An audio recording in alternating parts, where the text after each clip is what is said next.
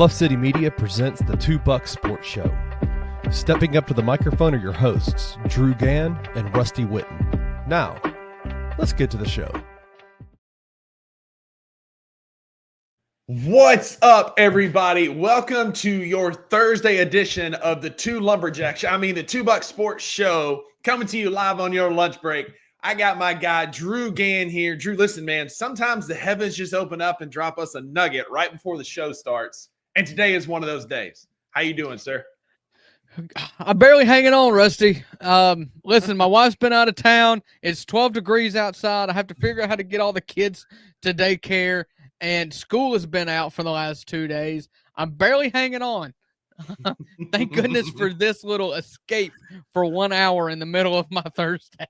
Yeah, because I mean, I'm not gonna lie. When there was Braxton sitting there shirtless, and I asked him, like, "Are you aware that it's like 15 degrees outside, sir?" He's like, "Well, he's not letting us go outside."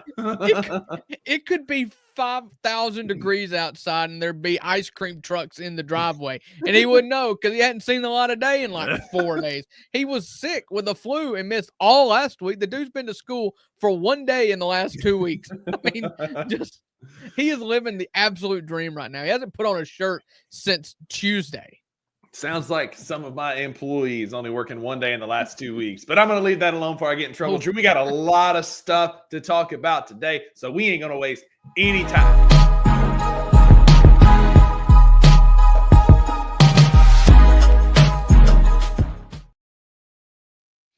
All right. Yeah. First segment of this Thursday edition of the Two Buck Sports Show is just like every single Thursday edition of the Two Buck Sports Show.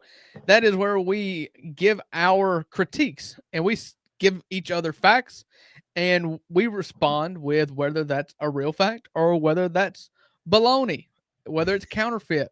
And I was inspired. So typically Rusty leads this portion of the show, and we're going to half it today, but that's because I was inspired by something I watched on TV that came out on Tuesday, I guess it was. Tuesday, Netflix released the documentary entitled Court of Gold, and it is basically a full rundown, a full encapsulation of the U.S. Olympic basketball team's run for gold in the Paris Olympics that happened this summer. And off the bat, it is just absolutely amazing. So if you haven't had the chance to go watch that yet, I definitely recommend it. It's 6 episodes, I think, Rusty, and it is an absolute 10 out of 10. It's incredibly well done. So that inspired me for our real versus counterfeit, where we are going to give each other takes on sports movies and see what the other one thinks about it. So I'll start. This is about Court of Gold. I realize probably haven't had a lot of time for everybody to go watch it yet, but it is absolutely amazing. And I know you've watched it. I was really banking on you watching all 6 episodes, but you didn't do your homework. You didn't come through for me. I'm halfway done. I mean, come on. Well, how did that answer go when your teacher's back in med school? Very poorly, I'm sure. Very poorly. We're not sitting here saying I'm the best. Look, I got my doctorate. That's all that matters. That's all you people need to know. All right. So Court of Gold is the best basketball documentary, probably sports documentary, that I have seen since 2020 when The Last Dance came out during COVID. That's my take. I don't know if you've seen enough of it to make that judgment yet, but that is my opinion.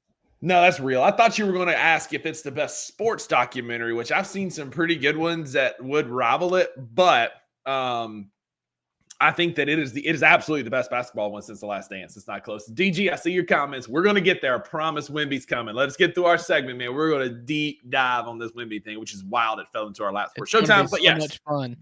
Circling back, Wemby was really good in Court of Gold. Yes. Kevin Durant, amazing. Just like made me like him even more. It's really well done. I was absolutely blown away. I could not get enough of this documentary. And it's not just like USA based. Like, you were in the locker room of France and Serbia and Canada and the US. You're in their locker rooms of all 4 of them as they're playing each other. It is absolutely amazing. You get sit down interviews with Fournier, and you get it with Wemby, and you get it Batum, with Shea you get it. Gilgeous-Alexander. You get to see Dylan Brooks eating dinner with his family, and he's acting like a guy that we've never met before. Yeah, and Boris Diaw is a great interview. The RJ Barrett, storyline is great. Yeah, it's really, really well done. Awesome. Yeah, Katie is amazing. He's that dude. Like, I love when he was like, the best line is when he says, it's been on Twitter, but when he says, chemistry, what's that going to do for you when you got to guard Steph? Yeah. I'm telling you, Kevin Durant, it's something that I've always been fond of Kevin Durant, but he is, for one reason or another, over the last couple months, has cemented himself as my very favorite non-Grizzly. I love him.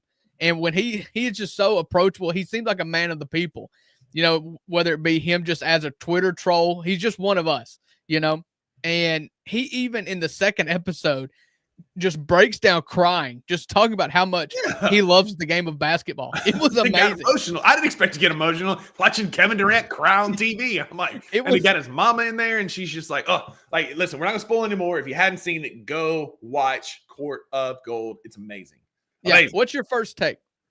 Rudy was offsides. Like, I'm a Notre Dame hater. So like that movie just kind of meh. And he was at like the culmination, like the point where he gets on the field.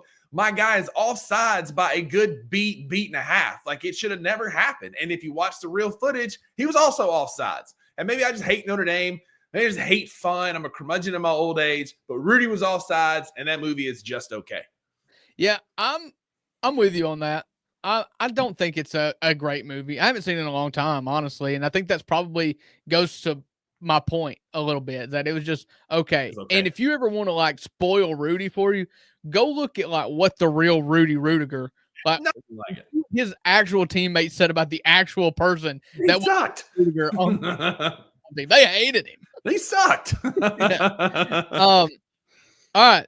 I know you're going to disagree with me on this, but I've kind of held firm to it for a long time now.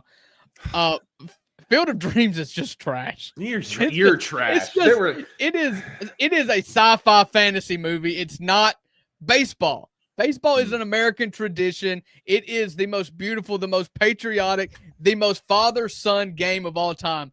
And they went and made it sci-fi. A dude in Iowa hears a voice in his sleep, and he goes and mows a cornfield and Shoeless Joe Jackson's ghost is just in the cornfields in Iowa. I mean, come on. You and Kenny both are overrated. Both of y'all are overrated. What a baseball is all about. Like, it's the most romantic, like just feel sport. And like, then you get these guys coming out of these ghosts coming back to play baseball. Like Kevin Costner may or may not be schizophrenic. That's a different conversation. But he hears voices. He builds a baseball field in Iowa and brings them to Iowa from the afterlife. Yeah, so that Shoeless Joe Jackson can get redemption. Get out of here with that. Love Field of Dreams. It's kind of like a prequel to Sixth Sense a little bit. Like, it's the sports Sixth Sense. I can agree with that. I just baseball is it's such an emotional connection with baseball, and you see that in so many other baseball movies. Yeah. Kenny's going downhill in the comments. We got crash out over here. Yeah. I'll get to Kenny in a minute. We'll just leave it there for a second. But I put Field of Dreams in the same kind of category as Angels in the Outfield. I mean, what's the difference, really? Oh my God! All right, I'm taking you off the stage. You say we're ending that before we go any further. And I want to say, get to Kenny. Kenny's just wrong. He's wrong. Remember Titans is great, but The Program is the best football movie. I've never seen it, so pass. Remember the Titans. Oh my gosh. The absolute single greatest sports movie of all time. And I will not be talked off of this hill. Denzel Washington ended segregation in South Carolina, okay? Or Virginia. Virginia. Like, he ended it. But T.C. Williams, the band of scrappy dudes, you've got the dude from The Wire, and you've got the fat guy from My Name is Omar Earl, Epps, and they just united together, and so it brought down racism. We're going to back up. So The Program is about college football. A program is like Florida Tech, and it's got everything that's good about college football. It's got paying the players. It's got big Saturdays. It's got crash out. It's got steroids. It's got Omar Epps. It's got James Cain, the dad from Elf. Like, it's a great movie about college football. If you hadn't watched it, do yourself a favor, watch the program. Awesome movie. Yep. But radio's up there right. too. But remember, the Titans is better than radio. I'm right about this movie, The Program, because if you've never heard of it, if I've never heard of it, then it didn't hold up. Oh my gosh, it's so good. So you're just kind of on, just kind of, you're just kind of on an island there, and it's some okay. of us are football connoisseurs, and we get deep tracks. Like we go to the deep tracks on the album. We don't stay surface level. We actually watch good football movies. Yeah, go watch the program. A lot of times the deep tracks are deep tracks just because they're not as good. They're not worthy of a single, Rusty, and it's okay if you want to be that hipster guy that likes the movie that's not worthy enough for replaying. Somebody in the comments come in here and have seen the program, because it is an awesome movie. You've got no allies. I got nobody say anything. Like, come on, man. Golly. And Radio is an amazing movie. Amazing. Where my pie? I want both. Give me your next one. You got any more? Both Coach Jones. No, that's all I've got.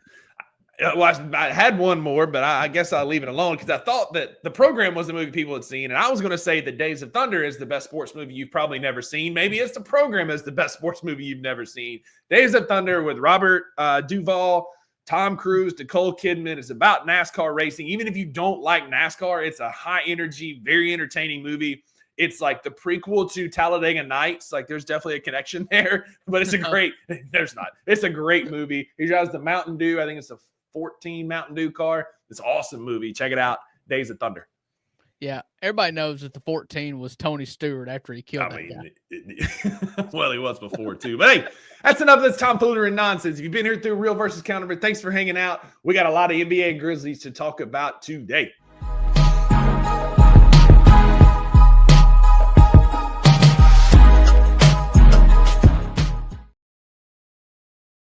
Rusty, how often do we get news that just drops within 10 minutes of when we go?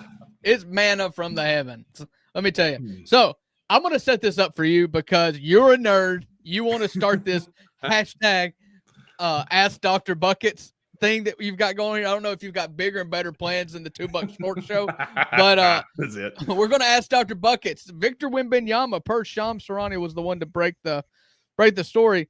He has got a blood clot in his shoulder that's going to sideline him for the remainder of the 24-25 season. And my question to Dr. Buckets is this something that happens, or is this punishment for screwing up the skills competition and trying to take advantage of everybody's time and goodwill? This is what happens when you hang around what's his name? Chris Paul too much. This is exactly what happens when you hang around Chris Paul too much. Bad things happen because he's a terrible person. But so apparently people don't like my name, Dr. Rusty. I don't know. There's another Dr. Buckets. I don't know. But there's no bigger oxymoron in life than a doctor named Rusty. Okay. Rusty's work on cars. Okay. Yeah. Rusty's cut your grass. They do not operate on bodies. Okay. Yeah. Blacksmith, not a doctor. But we're going to talk about, so you didn't know it's a blood clot. I told you it was a deep vein thrombosis is what Shams dropped a little while ago. And basically what happens, it can come from a lot of different things. Medicine, it can come from trauma, it can come from being at an altitude, immobility. Very likely with Wemby, it's just a one-off. Could be because he's 7 foot forever and built like an alien. But a deep vein thrombosis is coagulated blood. It's an actual nodule, like it gets into your veins and it floats around in your veins. And if it goes to your lungs, it's then what's called a pulmonary embolism. From there, it can go to your brain and it can cause a stroke because it can block arteries and it can be a medical emergency. So a DVT, also known as a blood clot, can float around. They typically start in your legs, so that the fact that it's in his shoulder tells me it could have been trauma related. We're joking about the skills contest, but maybe he, could have ran into somebody in practice. He could have got hit. Like, there's a lot of things that can cause the DVT. They're typically hereditary, but Shams has come out and said that it's a form of a blood clot. He's out for the season, and the Spurs believe it is an isolated incident. So that tells me it's probably not hereditary. It's not something we're going to see a whole lot. but it is a season-ending type injury. I believe it was Chris Bosh had issues with this back in the day, and he missed a significant amount of time. It ended his career. There's been amputations because of blood clots. I don't know what happened to LeVar Ball. I think I read that could have been part of it. But if you get blood clots, it's a bad deal. It's a medical emergency. And so they're going to shut him down and protect his future, because when you're running and moving, obviously you're circulating blood at a higher level. If that blood clot goes to his lungs, to his brain, it could be catastrophic. And so it's not surprising they're shutting him down. The location is interesting to me. I hope we get more backstory. It sounds more like it's trauma related, because it comes in your legs. It's usually from sitting too long, like in an airplane or being immobile, or it's usually linked to a disease. All right. So that was some of the follow-up questions I had. You kind of got to was, when you think of blood clot, you think of heart attack or stroke. Being in the shoulder, does that raise your concern, lower your concern? Because you do hear about it more often with, say, your legs, like you said. Like you hear people hating blood clots your legs. I've never heard of a blood clot in the shoulder before. They're not as common, but usually when you have them, especially if they're going to find it like this, he probably had some pain associated with it. They did some scans. He probably had some fever, some redness, and they did some, maybe like an ultrasound to find it. Being in the shoulder, you think about it, like, we're going to give a quick anatomy lesson. Like, you got shoulder, you got heart. Yeah. They're like right here. Both of them are right here, like right in this area, right? And so it doesn't have as far to travel. And so it is much more likely that this thing breaks loose and goes straight to the heart, versus if it's in your leg, especially on Wemby, it has a long way to travel. But if it breaks loose in that shoulder, it can immediately become catastrophic type medical condition with a stroke, heart attack, those type things. So this is concerning. With it being close proximity to the heart, is there a vein of the vein that runs straight to your heart from your shoulder? Or there's several. They'll places, I guess, but yeah, like your subclavian. There's a lot that kind of live in this area that feed back into the aorta and back down into the heart. There's lots and lots of blood vessels and stuff in that area that could be feeding it. It's very likely, I guess, the most common you would see it might be in like either brachial subclavian area, somewhere right in there. Given it shoulder, not neck, that's a good thing, because if we get to the jugular, that's terrible. But if it's in a vein, deep vein thrombosis means it's typically in a vein, and that is heading towards the heart, right? Arteries are where you pump blood away, veins go into the heart. And so it is a little bit of concern for me being that close to it. Okay.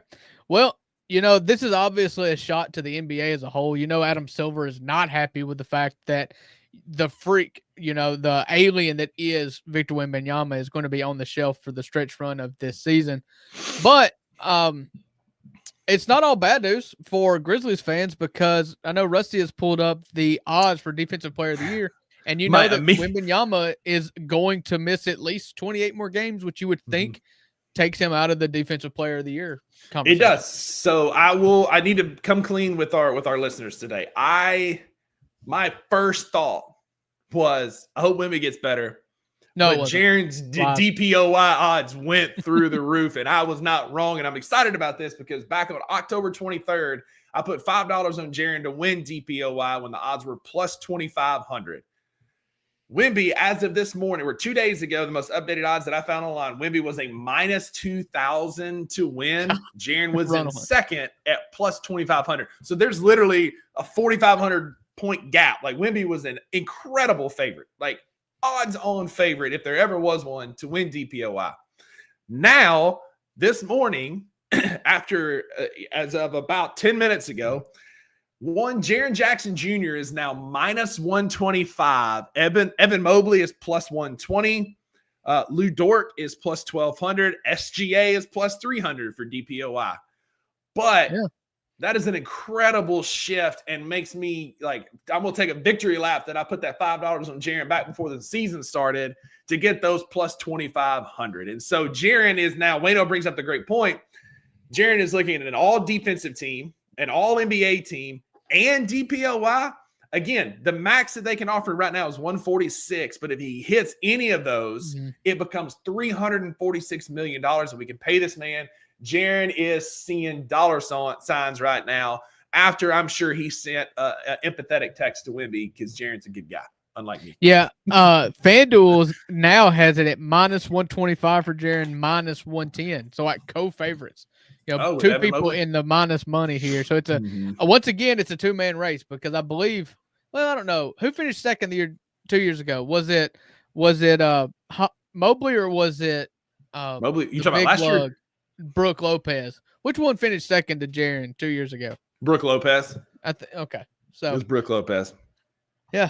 So yeah, that's good. So look at this. Jaren. So and think about this. Like we talk about all NBA teams too, right? So like guys that you consider that are probably a lock for all NBA, you're looking at probably SGA, Jokic, Giannis, maybe Kat, Jason Tatum, LeBron's probably another one that's going to be on there. Brunson. So there's 8. There's 7 spots remaining. Like you cannot tell me that there are 7 other guys outside of that are better than Jaren Jackson Jr. No, I mean, honestly, the only way that I can see him not getting on an all-NBA team at this point is if he gets hurt. Yeah. And, you know, we're not going to speak that into existence at all. No, I think he's just had an absolutely incredible year. And the thing about all-NBA is it used to be so competitive with guards because there were so many guards, but now it's completely positionless. And so you've almost got to look at the guards too, because, I mean, you know, Steph may just get that superstar vote for all NBA, and you've got Brunson and Shea. I mean, there's a lot of really good guards, and so you just wonder if he can make the cut when you get all the guards that deserve it as well. Yeah, this is good. This is good advice. DPOI odds have changed again. Unless you're smart like I was and put money on him back in October, today is not the day. Give it some time. It's going to fluctuate. You know, depending on how the next couple of weeks goes, we have a great one-on-one matchup coming up, which we'll talk about later with Jaren and Evan Mobley coming up before we have another show. The two of them will square off in Cleveland. I believe it's Sunday. And so we got a chance. We got a chance to see what that'll look like. So pump the brakes. I have a hard time thinking not the time to put money on it. And I'm not the betting guy by any means. I live in Mississippi. I cannot gamble on sports yet. But I have a hard time thinking that Jaren would go to plus odds.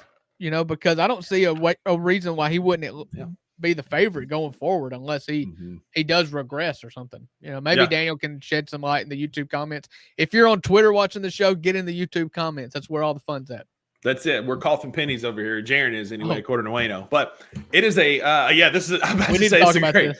So everybody, and we on this show entertained the idea of a Bobby Portis trade. It was a name that was floating around, possibly getting Cam Johnson to move, like right at the 11th hour on this show on our draft day trade deadline special. We talked about a trade that involved BP coming to Memphis. Well, now BP is out for 25 games, essentially the rest of the season.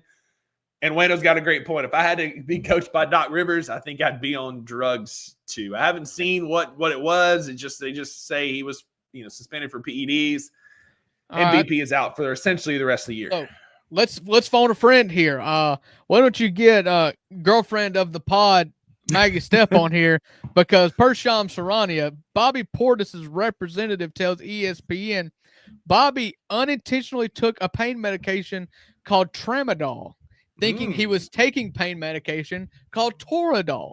How likely is this, and what's the difference? That's what I want to know. So Tramadol and Toradol are very similar. I know just enough to be dangerous, but Toradol is something that you can get like an injection of. It's more common. That's what they used on NFL sidelines. You get a shot of Toradol, you can go back out. Right. It's one that's been approved by the leagues. Tramadol is, I don't believe it's controlled, but it's not. It's a bit more habit forming than Toradol is. Let's say that. Okay, so it's continue. Not like there's talk about BP. Effects. I'll text Maggie. Yeah, so there's not like there's side effects that result in any sort of like human growth or anything on the molecular level that gives you an added benefit. It's just not approved. I just don't think it's on the approved list. And let's just take a minute to draw the parallels here that 25 games for Bobby Portis for taking drugs is the same as Ja Morant getting 25 games for legally carrying a firearm in the state of Tennessee. Okay. Yeah. Exactly. I don't know. Which is worse. Yeah. But we'll come back. Let's see what Maggie says. I asked her what the big difference is, kind of high level. We'll see what she says. We'll circle back to that. But we did get a Zach Kleiman quote for the ages this week. Oh, yeah, here it is. So Toradol is basically just like Advil. It's an NSAID, a non-steroidal anti-inflammatory, and Tramadol is an actual opioid. It does have opioids in it, which is banned by the league. So shout out, Maggie. Thanks for what you do in Bartlett today and for hopping on the show via text. Yeah, she is not a pharmacist. She is a drug dealer, so she would know. A druggist, if you will. All right, yeah, let's get to Zach Kleiman. Do you have the quote pulled up? Because I've got it. I've got my Twitter pulled up. Go ahead. Yeah, so off the top rope, Zach Kleiman, a short king like myself, you've got to get on the top rope to do some damage, and he got on the top rope, did some damage yesterday. Read us the quote. Yeah, so ZK was asked by Grizz reporter Drew Hill, which awesome job, by the way. He does a good job. He got in here, and Hot BP looks like he's had a picture. That's incredible. I mean, you walk around like this all the time. I mean, that's it. You got them bug eyes. But so ZK said about the recent speculation around Ja Morant getting traded is I can't blame other executives for fantasizing about us trading Ja, but it's just that fantasy. We are not trading Ja. Continue to underestimate Ja, this team, and this city, and we will let our performance on the floor speak for itself. I'm not going to give this nonsense further oxygen and look forward to getting back to basketball. Cue Zach Kleiman's music. He's come. By God, that's Zach Kleiman coming in to WWE Monday Night Raw. What an epic wrestling quote right there. Real or counterfeit? He got Tony Allen to write that press release for him. Yeah, that's a real quick. Wayno's Maggie's plug, 100%. But yeah, like absolutely. That is a TA quote. That is a Dusty Rhodes level quote. Like incredible. Like have a hard time keeping these alligators down. That's it. My job is beating people up, and I'm good at what I do. That is ZK. Yeah, it was. Listen, it was not.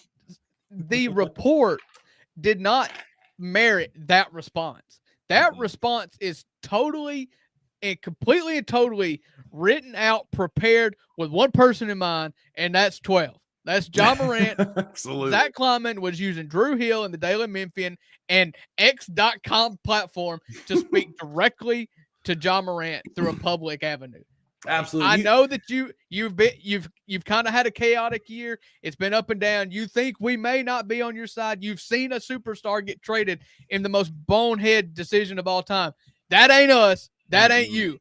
You're here for the long haul. That's what he said. That's it, man. Like Memphis embraces people more than any other city that I've seen from a professional athlete standpoint. Memphis loves Ja Morant, and ZK went to bat for him. This is the definition of slamming a door shut. It was a non-story to begin with. It's a non-story now. Typically, these rumors don't get any kind of response from a sitting NBA GM, but you're exactly right. This is ZK going to bat for an embattled 12 who's had a tough year with injuries, doubters, all the things that's been coming his way. Like, even if, like, looking at the comments on this Drew Hill post, there's still some Grizzly clowns out there in the Grizzleverse talking about 12 being down and who would want to trade for Ja anyway. Stay on that side.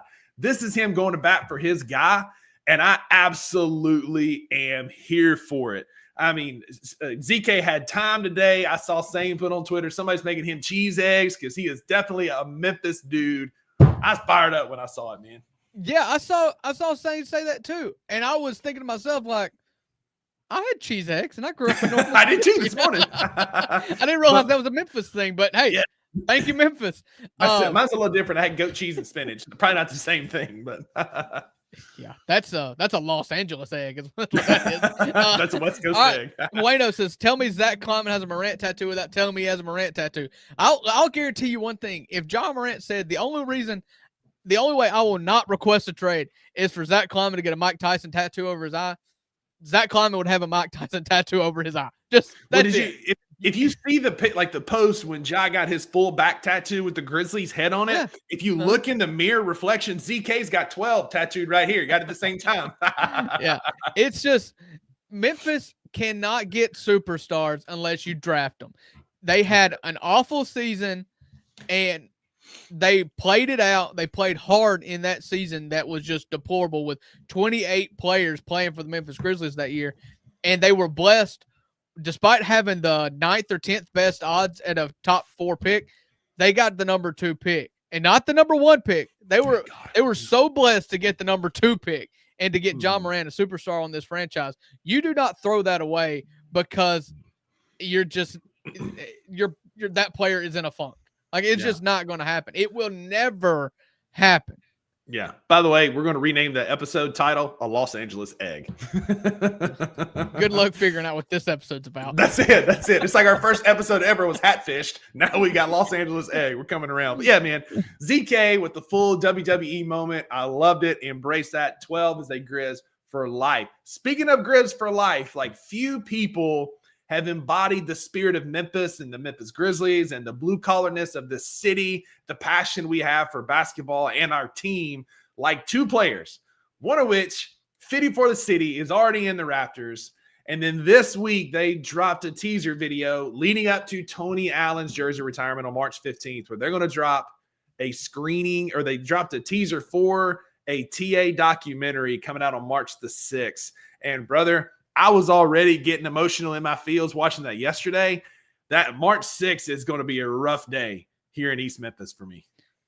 Oh, I mean, it's not going to be a rough day. It's going to be amazing. You cry for amazing reasons all the That's time. That's what I'm saying. It's going to be an emotional day, Yeah, but I guess I should have said. The Kleenex market is – you're not going to be able to find Kleenexes in the greater Memphis area for a while after this TA documentary. Yeah. Listen, there's no better way to cement yourself in a city than for your jersey to be on display and your number ever being able to be used again by a Grizzlies player. No one deserves it more. I've gone on record several times, but it's been a long time, so I'll say it again. Your jersey being retired by a team has nothing to do with the national perception of you as a player. It is what you mean to that city and that franchise, and there is not a player that has meant more to a city or a franchise than what Tony Allen has meant to the city of Memphis and the Memphis Grizzlies secondly. But the city of Memphis is what Zach Randolph and Tony Allen, more so even than Mike and Mark, that is his calling card. That is what you should be most proud of about Zach and Tony, is what they meant to the city of Memphis. Yeah, and both of them come from inner city type neighborhoods that Memphis has a lot of. They played on outdoor courts like you see a lot of here in Memphis. They embody the work ethic. Memphis is slept on. I wrote an article 2 years ago when we had the Christmas Day game talking about how Memphis is slept on and overlooked and outcast. And if there's not 2 better basketball players that embody that being looked over than Zebo and TA. He will never walk the streets of Memphis again because somebody will give him a piggyback, right? Absolutely. But nobody's embodied that spirit of Memphis like those 2 players have. And it's so good to see TA finally getting his number up there. You know, there's been some delays in it, and they finally getting it done. And super happy that we'll be there in the building for it. Yeah. That's going to be a can't miss type of night. They're going to have Lupe Fiasco at halftime, another Chicago native, one of TA's favorite rappers. It's going to be an awesome time, and it's going to start on March the 6th with that documentary that I'm already clearing the calendar. Like, as soon as it hits the internets, I'm going to sit and watch it, and it's going to be, because like they've got KD, Russ, Doc Rivers. They had Paul Pierce, KG, just so many great guys that they've interviewed for it. And anytime you've got like an A-list like that, then you've got the great Kobe Bryant saying that TA is the toughest defender he ever faced. Yeah, he said that on like Jimmy Fallon. Oh, night. Like it wasn't like that's what it was. It wasn't even like in a place where it was prodded. It was straight up. Who's the toughest defender you ever faced? Tony Allen. Like, without any prompting. Just Most people watching that show at 10:30 at night on Central Standard Time on CBS had no idea who Tony Allen was. No. But you give credit where credit's due, and Tony Allen deserves all the credit in the world. You know, 2-3 years ago, whenever it was that they had scheduled this initially, they sold half game or partial season passes, 10-game passes. One package was called the Zach Randolph package. The other one was called the TA package. One package, the Zach Randolph package, came with tickets to the Zach Randolph retirement. The other one came with Tony Allen's retirement. They were going to do it the same year. I bought the Tony Allen retirement package. Okay. Like we have bought tickets twice now for this. And it's unfortunate that he got in the trouble that he was wrapped up in. But once again, he put his head down and he he worked hard to get himself out of trouble here so that he can have this honor that he so well deserves. And it started a movement, right? Like Tony Allen coined grit and grind. Like he is the grind father. On a night, he had 27 points. A young Rob Fisher put a mic in his face and asked, what did it take to get this comeback win tonight? And we got one of the most famous phrases Memphis has ever produced: all heart, grit, grind. And it sparked a movement. It named what that team was going to be, what they embodied. They put it on t-shirts. It was the first GNG, and I can't wait, man. It was really the thesis of the paper that was the next 5 to 6 years of the Memphis Grizzlies. All heart, grit, and grind. And that's all because of Tony Allen. Can't wait, man. Can't wait. But in the meantime, we do have actual basketball tonight. We'll kind of do a little preview. Drew, I was watching Twitter about an hour ago, and Mike Wallace of Grind City Media posted a video of the shoot around, and who is in the foreground taking wing threes but 1-3-5 Marvin Bagley, taking some shots for the first time in 283 games, over 2 whole calendar years. The Memphis Grizzlies have a clean injury report. We have 4 people only: Johnny Davis, who's not with the team, and 3 two-way transfers, but not a single injured player. And it's amazing to see. I didn't know what that was like. I remember last year when we'd have the notes app because there were so many freaking players that were hurt. And so now we are back, and we could see some Marvin Bagley tonight. I'm just excited. We're finally getting to play basketball so we can put all this nonsense of the trade all this other crap that keeps coming out. Like, we're back to basketball, playing at the Indiana Pacers tonight. Drew, what are you looking for in our return from the All-Star break? Yeah, so Daniel Greer says the Grizzlies are a 2-point favorite. You can get -2.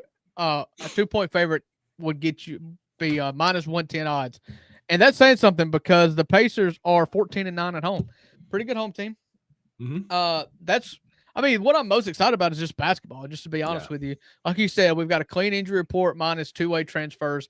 I do want to take a minute. We've had a lot of Dr. Buckets praise, which way more than I'm comfortable with. If you go back and listen to yesterday's Daily Grind podcast, Rusty did say that Cam Spencer was out for the year. And so he's not batting 1,000, folks. He's not batting 1,000. Rusty tried to kill Cam Spencer, and he's healthy enough to play for the G League today. So I just want to get that out there. Anytime you have thumb surgery like that, like there is a risk with that. You don't take into consideration the heart of Cam Spencer. They call it medical practice for a reason. It ain't an exact science, but get off me. I've been right more often than not. Let's put it that way. But Drew, I just saw this on Twitter. This is a great, with us being healthy, Jaren is now in prime position to win DPOI if he plays well. He will have 2 DPOIs, his 3rd all defensive first team, and an all NBA honor before he's 25. And so if he's 25 he's 25 now, he'll have all of this before he turns 26. What a resume that will be. And the campaign starts tonight. It's a great opportunity tonight against a Pacers team that is missing Miles Turner, one of their best defenders, one of their best players. This is it's a team that doesn't play defense. And so Jared can really shine tonight in the first game back from the All-Star break. This is a team that is an Eastern Conference playoff team, but one that we could make a statement on tonight because they don't play defense. It's the highest over-under of the season. It's currently at 250 points is the over-under. Yeah. So the Real app has Miles Turner as active. So I don't know what the latest with Miles Turner is or what the injury is. The only person that they have is inactive is Isaiah Jackson. Let me look and see because Luke this morning had ESPN pulled up on the Daily Grind and it said he was out. So okay. Well, yeah, this is going to be a fun game, a fun offensive game. This is the homecoming for lots of players on our team. Desmond Bain, Jaren Jackson Jr. grew up in Indiana. So you've always got that Indiana tie, and Indiana is the home of basketball. So I think you're going to have a good showing here. You've got a lot of time off. You've got a lot of time to rest and recharge here. You've got a 28-game stretch in which you are fighting to keep your number 2 seed in the Western Conference and just to continue to bolster camaraderie and chemistry and everything else that you need to make a long postseason run here. And honestly, that all starts with health. So if you ask me you asked me earlier what I'm most excited about, it's just being healthy. That's it, man. Because this team is dangerous when fully healthy. We've got 28 games to gel for the playoffs and see who's going to be that guy that we can count on in the playoffs outside of our big three. The last time we faced this team was December the 1st. We beat them 136-121. So Miles Turner is active tonight. So shout out DG and Drew in the real app. But tonight, I don't want to get cute, Drew. You talk about what you're looking for is health. Absolutely, Marcus, ready for 6 o'clock tonight. I agree. I'm looking for that. But I'm looking for tonight to be a big 3 night. I can sit here and talk about Gigi off the bench or Santi and his rebounding or see what Zach Edey can do against an undersized team. But dadgummit, I want Ja to go for 25, 10, and 5. I want Jaren to have 30 and 7 and 4. I want Desmond to have 24 points with 5 threes or 4 threes. Like, I just want this team to come out and have our best players dominate, like make a statement. Because the last game we saw, we kind of sleptwalked through a Clippers game. The last time we watched this team play, it was just not what we'd hoped for. And tonight is an opportunity to go make a statement. So let's go. Yeah, I'm going to be a broken record, but we're going to win. The success, pass fail of this team in the playoffs is going to be on the backs of Ja, Jaren, and Desmond. I want cute stuff. I want stability around the edges, but I'm with you. It needs to be Ja, Desmond, and Jaren to carry the load for this team. Start carrying the water. Start pulling. I mean, honestly, I want them to score between the 3 of them 65% of the points on this team. I don't want it to be close. I want Jaren to have a big defensive night. I want Desmond Bane shooting all the 3-pointers. And I want Ja going back, having fun, being Ja Morant again, starting tonight. And then, Drew, we'll get into it next. We got a weekend coming up. We got several basketball games played before we talk again.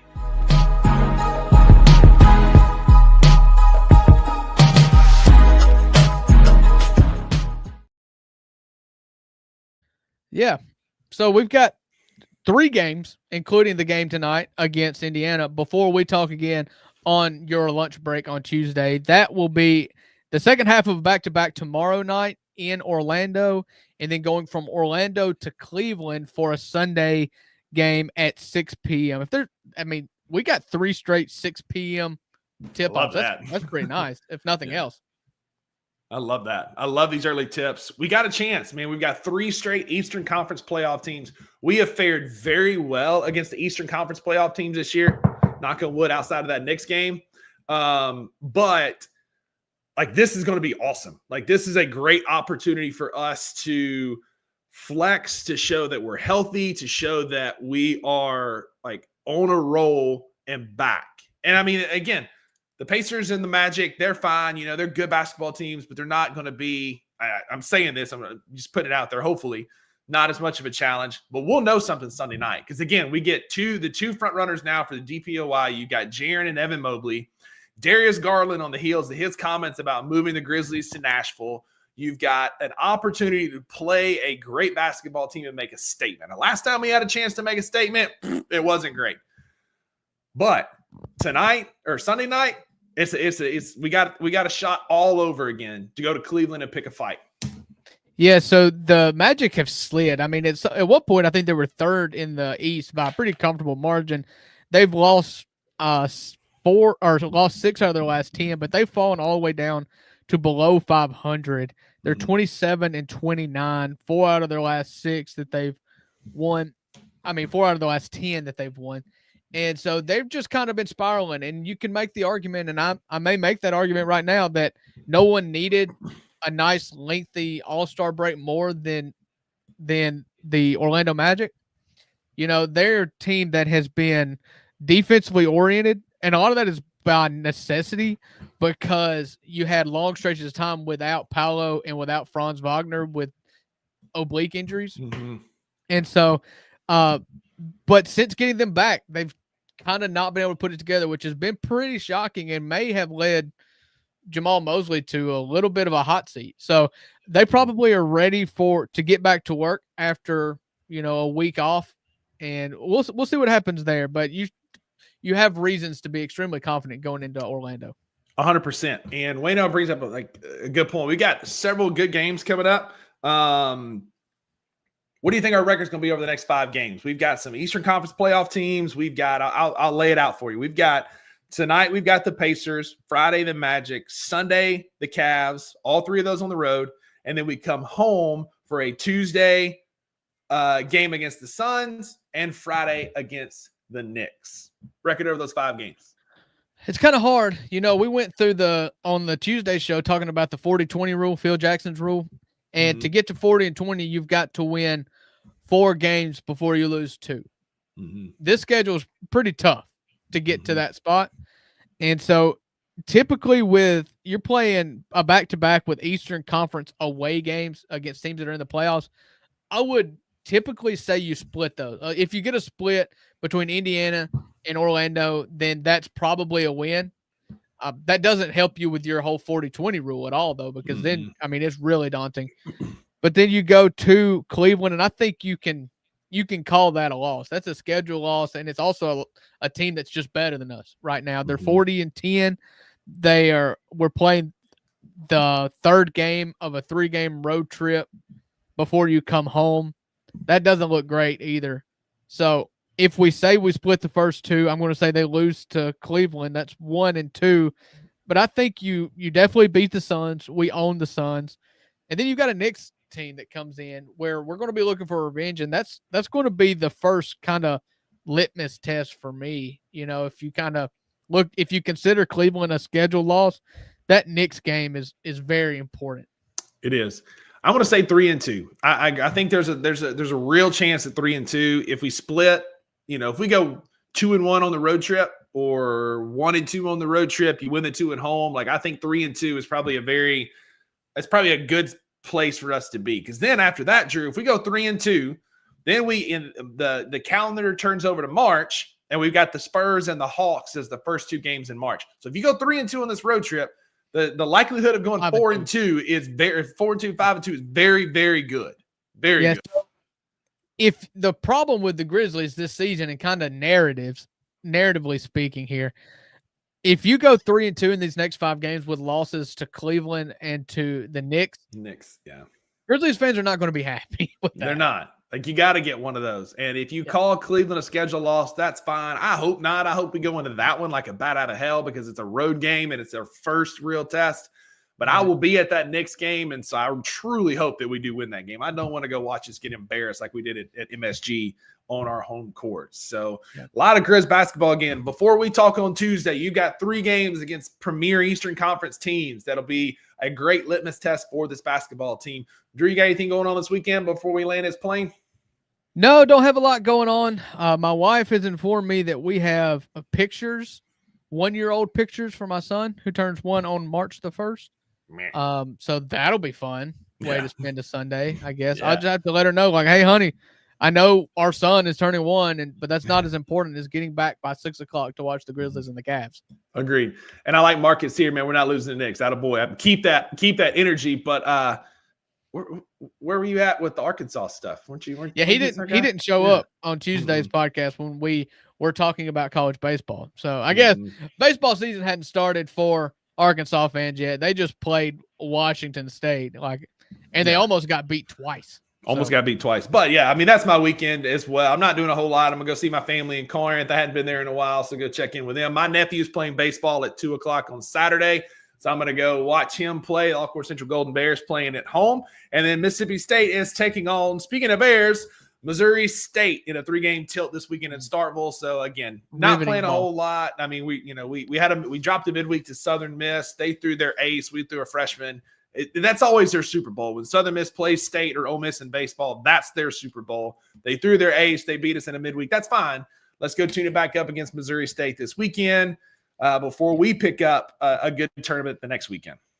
Yeah. Ole Miss plays host to Eastern Kentucky.